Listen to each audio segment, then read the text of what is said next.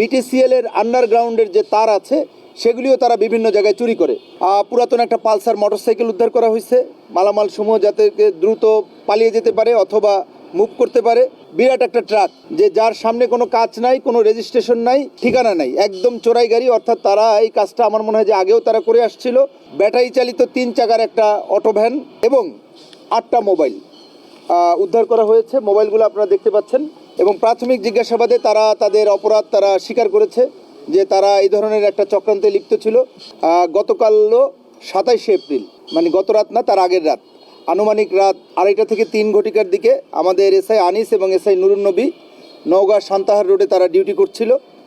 এমন সময়, এই ডিউটি চলাকালীন সময় আনিসের কাছে জনৈক সিএনজি ড্রাইভার সে বলল যে সান্তাহার টু নাটোর রোডে বেশ কিছু ব্যক্তি ট্রাক সহ অবস্থান করতেছে এবং তারা ডাকাতির প্রস্তুতি নিচ্ছে। অনেক লোকজন দেখেছে এবং এই সংবাদ পাওয়ার সাথে সাথেই আমাদের আনিস অফিসার ইনচার্জের সাথে যোগাযোগ করে এবং অফিসার ইনচার্জ অতঃপর যে অন্যান্য যে মোবাইল টিমগুলো আছে সব টহল টিমগুলিকে ঘটনাস্থলে যাওয়ার জন্য নির্দেশনা দেওয়া হয় এবং 3টা মোবাইল পার্টি একসাথে মুভ করে এবং পুলিশ দল সদর থানার বোয়ালিয়া ইউনিয়নের সান্তাহার টু নাটোর রোডের শাহাপুর শহীদুলের সমিলের পাকা রাস্তায় পৌঁছা মাত্র ডাকাত দল পালিয়ে যাওয়ার চেষ্টা করে এবং এই 3টা দল একসাথে তখন ডাকাত দলকে ঘেরাও করে।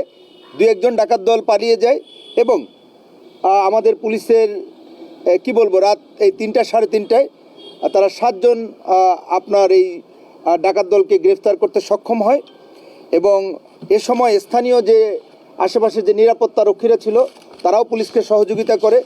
স্থানীয় কিছু লোকজনও আসে, তারা এই দস্যুদেরকে কিছু মারধরও করেছে এবং ডাকাতির প্রচেষ্টার পাশাপাশি ইন্টারেস্টিংলি তারা আবার বিটিসিএল এর আন্ডারগ্রাউন্ডের যে তার আছে সেগুলিও তারা বিভিন্ন জায়গায় চুরি করে।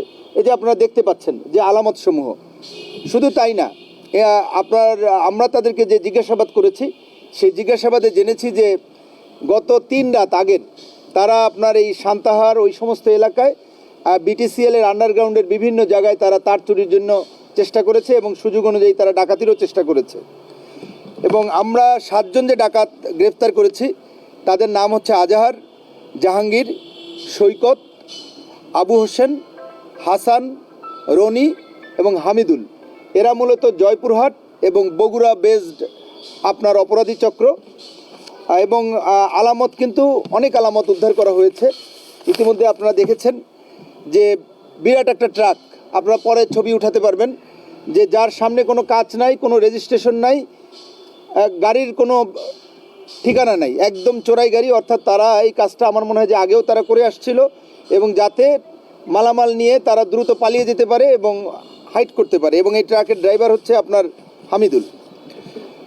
পুরাতন একটা পালসার মোটরসাইকেল উদ্ধার করা হয়েছে, মালামাল সমূহ যাতে দ্রুত পালিয়ে যেতে পারে অথবা মুভ করতে পারে এবং এই মোটরসাইকেলটা চালাচ্ছিল হলো ওদের আজাহার এবং হামিদুল হচ্ছে দলনেতা। এছাড়া ব্যাটারি চালিত 3 চাকার একটা অটো ভ্যান এবং যার লাইসেন্স নাম্বারও দেওয়া আছে ওখানে আক্কেলপুর পৌরসভার। এছাড়াও আপনারা দেখতে পাচ্ছেন সাফাল, 3টা লোহার শাবল, তারপরে ধারালো হাসুয়া, তারপরে হলো সুতার তৈরি বেল্ট, এগুলি দিয়ে কিন্তু রাস্তা করে আপনার 2 পাশে 2 জন দাঁড়ায় মোটরসাইকেলকে সরায় দেয়।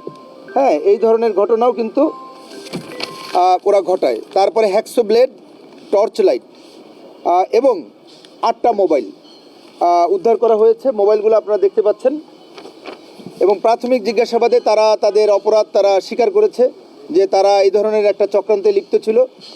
একই সাথে তারা সুযোগ সুবিধা অনুযায়ী তারা যদি পারত তারা ডাকাতিরও চেষ্টা করত এবং আমরা আরও জেনেছি যে তাদের আরেকজনও সদস্য আছে যে আমরা এখানে ধরতে পারি নাই, তার নামও আমরা প্রকাশ করছি না, বাট তারা 3 জন, হামিদুল, আজহার এবং আরেকজন সদস্য, এরা 3 জন মিলে মূলত পরিকল্পনা করে এবং ডাকাত দলে যারা কাজ করে তারা বলে যে আমরা লেবার, তারা মানে ওই যে ডাকাতের লেবার আর কি, যারা কাজ করে এবং তাদেরকে সংগ্রহ করে এবং সবাই মিলে এই চুরি ডাকাতির পণ্য তারপরে বিক্রি করে বাবুর কাছে, বাবু আবার তাদেরকে টাকা দেয়, যারা লেবার তারা একটু কম পায়। তো এভাবেই তারা বেশ কিছুদিন যাবৎ বিভিন্ন জায়গায় এই ধরনের অপরাধ করে আসছিল। আমার বিশ্বাস যে এই অপরাধী চক্র ধরা পড়ায় নওগাঁ এবং পার্শ্ববর্তী এলাকায় আপনার রোডে ডাকাতি প্লাস দস্যুতা এগুলি কিছুটা হলেও কমবে। ধন্যবাদ।